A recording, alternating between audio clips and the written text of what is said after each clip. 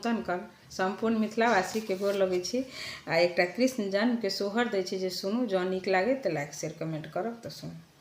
उतराही सावन चढ़िबा दब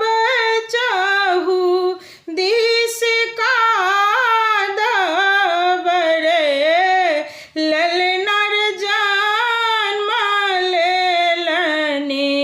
यदुना दाना छूटी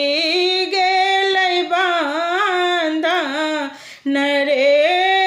ललनर जन्म लेलनि यदुना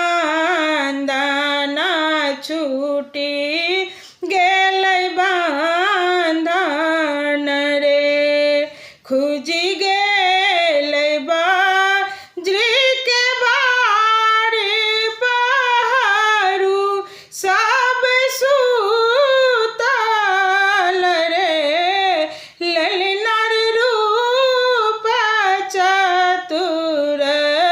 भुजहारी देव की देखलनि रे ललनर रूप चतुर भुजहारी के देव की देखलनि रे आई सुदिन दिन भेल कि कृष्ण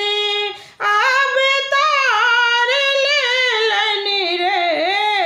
ललनर कोरा लेलनि वसुदेव की जामु नाउ छल बहु रे ललनर कृष्ण लेलनि कोरा वसुदेव जी चली भेली रे हरि देल पैर छुआई नंद घर पहुँचल रे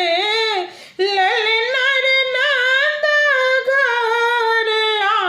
आनंद भेल कि भारी भोल सोर भेलै रे सूरदास बलि जाई सोहर गाबिका सुनावे जे सोहर गाबी सुनाओ तिनको बास बैकुंठ तिनको